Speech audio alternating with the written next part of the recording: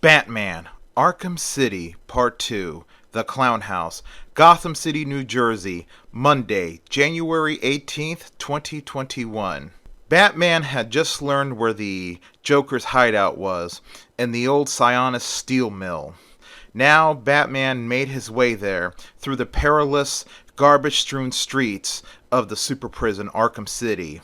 Batman had stuck to the high ground, which was a little bit safer than going street level. He had crossed the old ruined Finger Causeway Bridge until he reached the foot of the Sionis compound.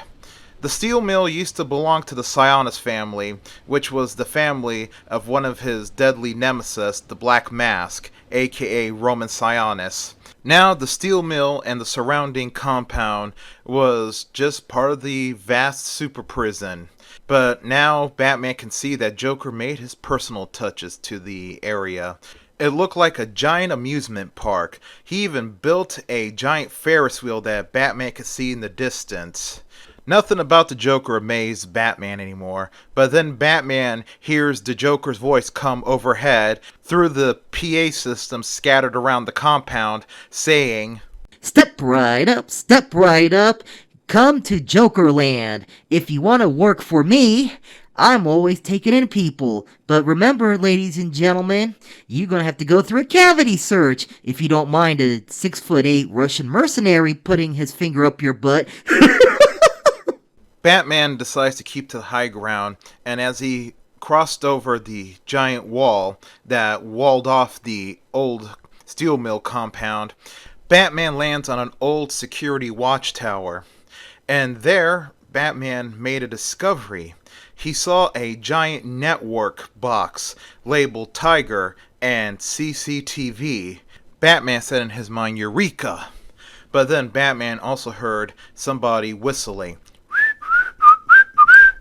It was one of Joker's men who was there to keep guard. Then Batman snuck up on him and did a sleeper hold on him. Once he was out, Batman makes his way back to the network box, breaks out his cryptographic sequencer, and begins to hack it. It was very challenging, but Batman eventually succeeded.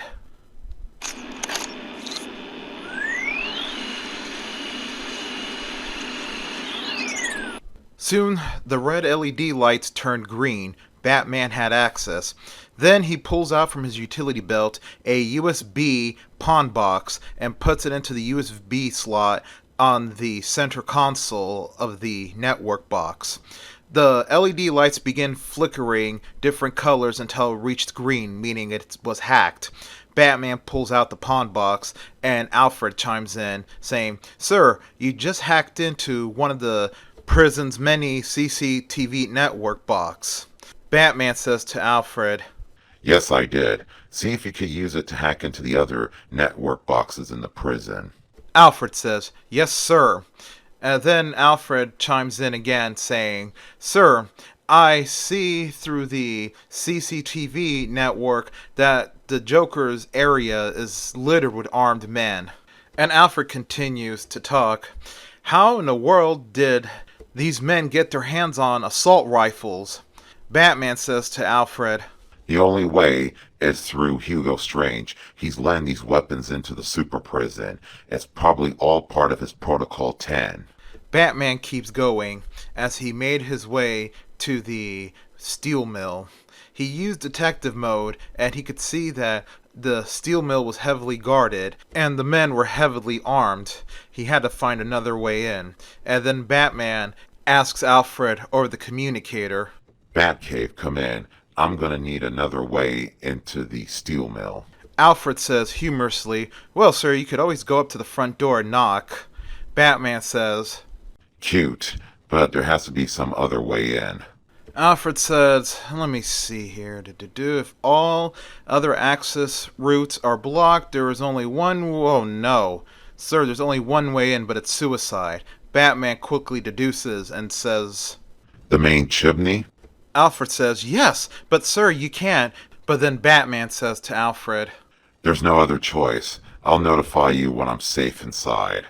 So Batman made his way to the main chimney of the steel mill and he grappled upwards. Then he nose dived into the chimney like a bird of prey.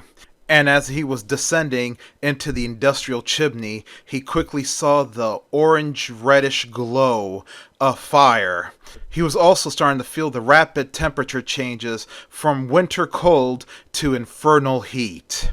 As he was getting closer and closer, he opened his cape and he glided and landed on a steel cable that was suspended above the molten metal. Now, Batman was inside the waste exchange. It was super hot in there. He had to be careful. If he fell into the molten metal beneath him, it was over. Batman walked across the cable carefully like a tightrope walker until he made it to the other side of safety. It was so hot in there, Batman was wishing he was back outside in the Arctic cold.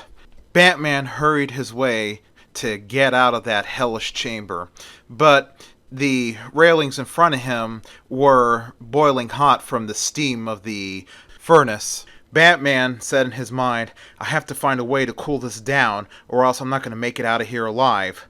Batman saw in front of him a small hatch labeled water.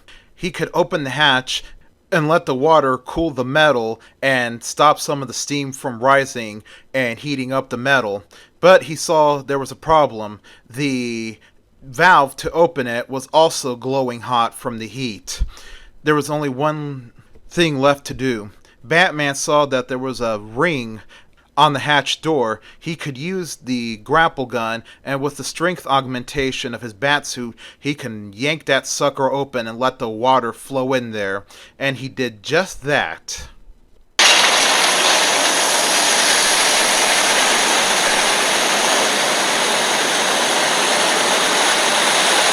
Of course, all that cold water coming in and falling onto that hot molten metal began a very violent reaction, and the entire room began to shake like an earthquake.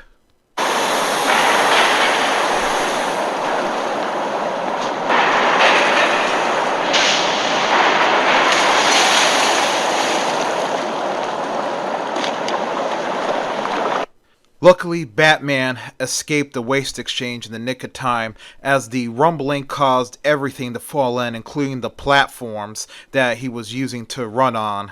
Once Batman was to safety, he quickly notified Alfred that he was safe. And now he was underneath somewhere in the steel mill. As he crawled around, he realized where he was. He was underneath the loading bay, and he could hear a lot of the Joker's men there, and they were terrorizing a woman as he heard a woman scream. Batman used detective mode and could see through the floor all the skeletons of the Joker's goons. They were all unarmed, and he saw someone on the ground there scuttling about. He figured it was that missing doctor that was kidnapped. But the other problem was, there was too many men for Batman to take on. They could easily overpower him and kill him. Suddenly, all the men were silenced by the scream from a familiar voice. All right, you idiots, listen up. Take the doctor away to the smelting chamber. There's a report that the Batman might be in here. Find him and kill him. The men did what Harley Quinn said, and they all scattered and took the doctor away to the smelting chamber, and the men went to other parts. Now the loading bay only had about 6 men left. Batman knew that it was cue to make his move, so he gets out of the ventilation system and attacks and takes out those 6 men at the loading bay. Harley Quinn screams at Batman, "Oh, I knew you were here. You jerk. Why don't you just leave us alone? Mr. J is not feeling well." Then Harley Quinn shuts the door to the old manager's office that was high above the loading bay. Batman could see that Joker made some changes to the outside of the office. He put a giant clown face facade on the outside of the office and reinforced the door so no one could go in. Batman had to save it till later. He had to rescue that doctor. So Batman made his way to the smelting chamber. And once he got into the smelting chamber, there were several armed men in there protecting the doctor. Batman knew he had to use stealth to take them down one by one. So Batman began to silently take down each of the armed men one by one until the three that remained quickly became aware that something was going wrong and started to go into a panic. As they searched for the Batman, they decided to split up. They were covering every ground they can. Well, two of those men were close to each other and didn't know it. As they were backing up looking for Batman, they bumped into each other back to back. Well, the man on the left quickly turned around and opened fire, killing the henchman he bumped into. He says, "Holy crap! Oh no!" The other man comes down and he's like, "Hey, Johnny, what's going on?" "Oh shit, you just killed Rory." Johnny says, "I didn't mean to, man. I thought he was a Batman. He should have looked where he was going." Then suddenly, the Batman surprises them and takes them both out. Once they were out, Batman goes into the office where the doctor was tied, and he frees her. And she introduces herself. She says, "Oh, thank you, God, Batman. My name is Dr. Stacy Baker. They kidnapped me from the church," she says. And Batman says to her, It's okay, you're safe now. So why did the Joker kidnap you? Dr. Baker says because he's dying. That Titan formula poisoned his blood, and he's trying to find a way to cure himself, she says to Batman. And she goes on to explain, he's an awful mess. I mean, there's nothing we could do for him. I analyzed everything. And he's going to be dead very soon, she says to Batman. Then Batman says to her, Well, Dr. Baker, then my first job is to get you out of here and get you to safety. Luckily, Batman knew the steel mill. He's been here before in the past. And he was able to get Dr. Baker outside, but it was still dangerous. Then he reaches into his utility belt and pulls out a tiny transmitting device. And he says to her, Hang on to this. Once I'm finished, I will come and find you, and I will take you back to the church medical center. Dr. Baker says, "Okay," and then she hides. In her hiding space, she happened to find a big lead pipe. She was going to use it for her weapon in case. Batman goes back inside the steel mill, and he makes his way to the loading bay. He had to get past that reinforced door, and he found a way. He saw a giant hook that was connected to a chain. It was part of a loading machine. Batman then looks for the controls, and he finds the controls. Then he decides to use the giant hook as a wrecking ball, and he took down the reinforced door, opening the way into the Joker's office. The door to the office was now open, and the entire facade came crashing down too. Batman could hear the wails of Harley Quinn coming from in there. He grapples upwards, and as he does, all of a sudden, a giant muscle-bound man in clown makeup surprises him and kicks him off. Batman lands on his feet, but that giant man jumps down. He was 6'8", all muscle. He only had a right arm. His left arm was gone, but Batman, quickly looking, can see it was not gone like via an accident or anything, or amputation. He had scars that indicate it was surgical. And then it dawned on Batman. He knew who this man was. He was one of the infamous Abramowski twins, famed conjoined twins that turned mercenaries from Russia. He was the one known as Hammer, since he had a giant mallet in his right hand, and he was trying to crush Batman with that mallet. Batman was just dodging as much as he could, and whenever he could, he would lay one or two blows, but it was useless. This man was solid muscle, and he was not being fazed by Batman's punches. So Batman tried an idea, and Batman ran, and he ran to where the controls for the giant hook was. And of course, Hammer followed him. And Batman stood like he was cornered, and Hammer raised his mallet and swung it down, but Batman leapt out of the way, and the mallet smashed into the hook controls, and Hammer was electrocuted.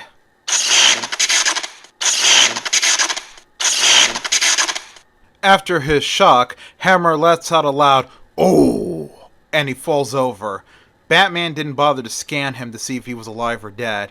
He quickly ran back to the entryway of the office and grappled up again. And there he sees Harley Quinn wailing and crying away at the Joker, who was sitting in his chair, and the heart monitor was indicating that he flatlined.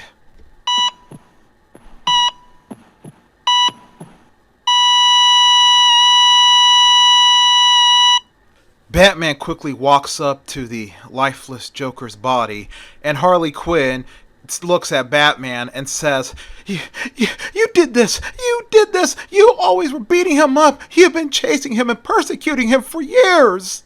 And now look at him!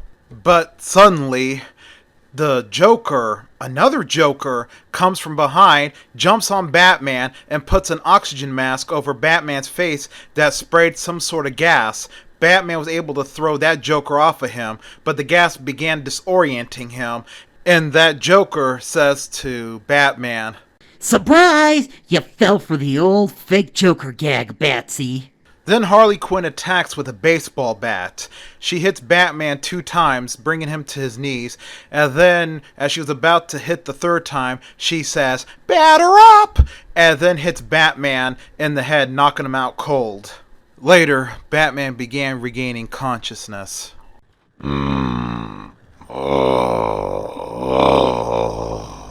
Batman felt that he was tied down, and he was beginning to open his eyes. And he sees that Harley Quinn was beginning to reach for his cowl, and the Joker angrily shouts at her, "Harley, get back here!"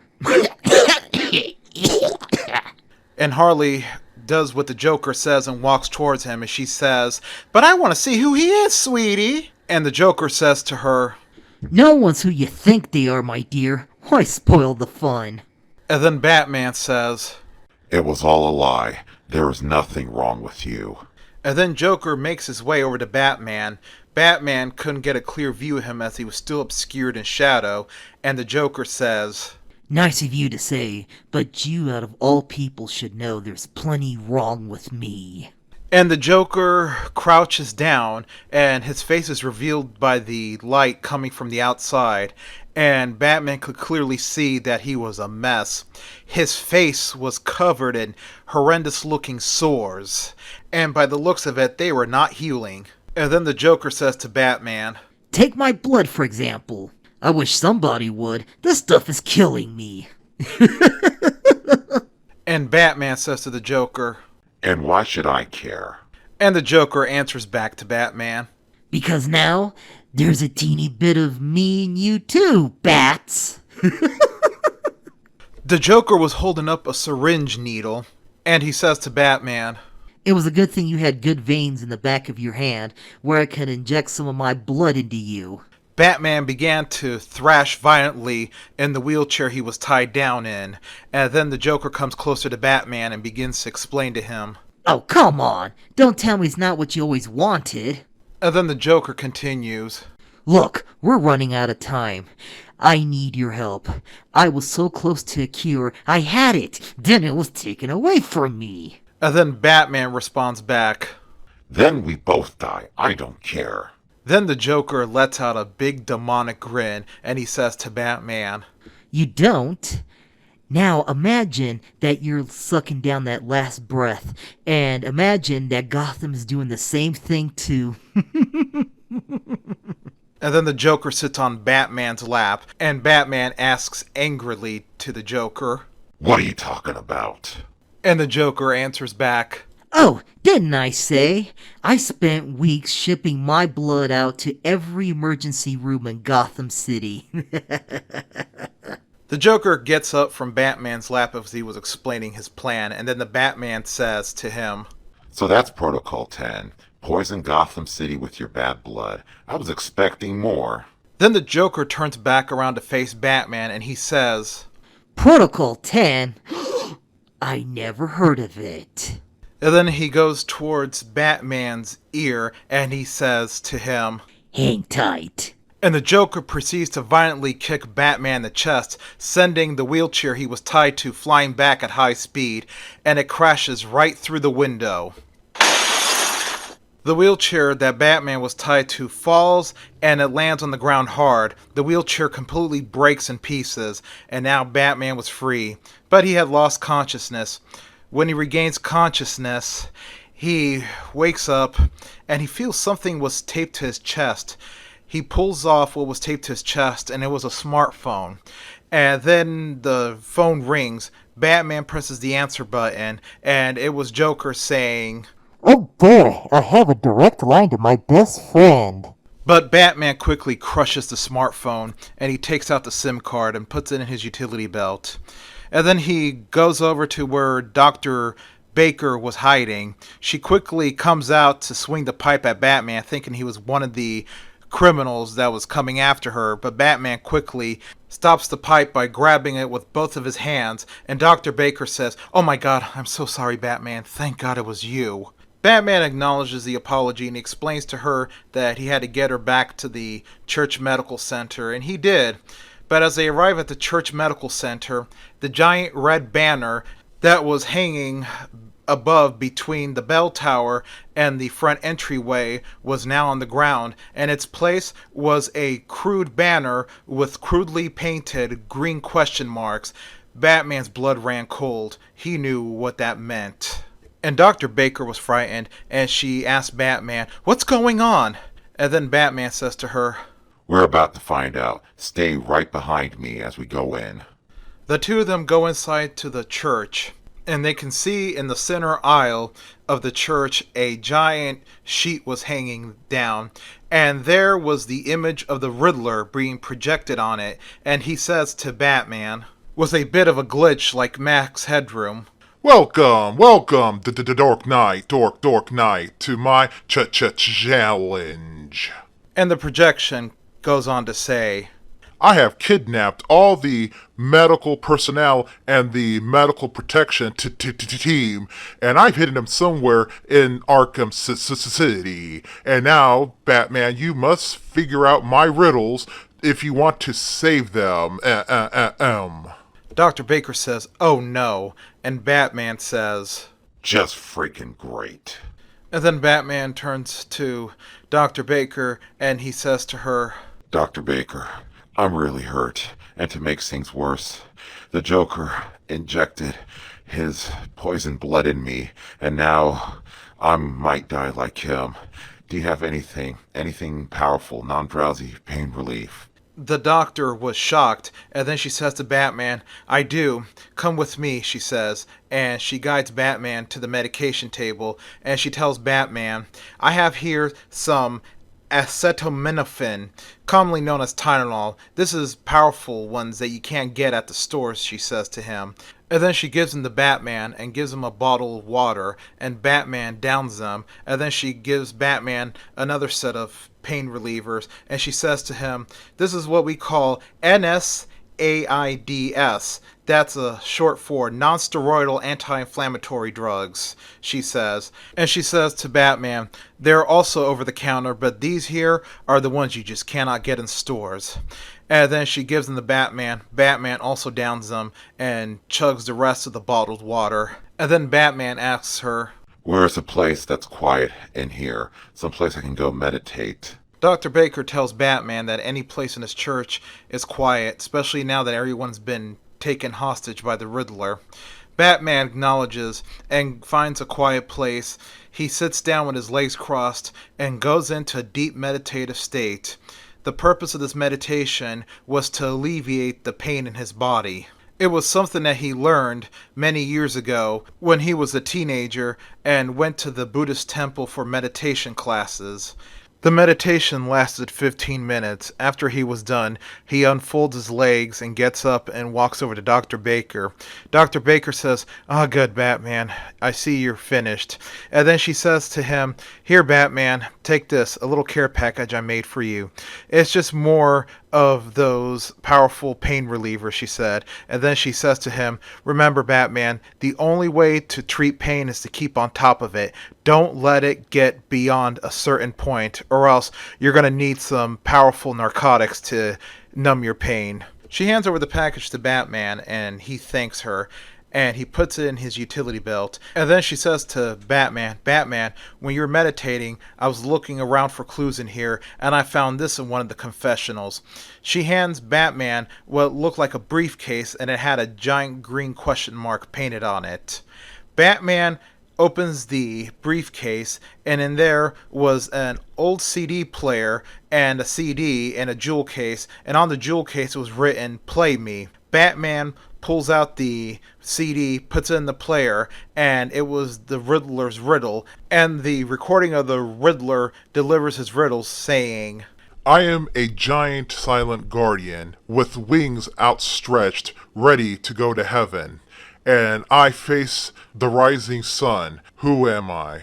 Batman quickly figured out the riddle, and it was the giant Pegasus statue that was by the former Tricorner Island location of the Iceberg Lounge.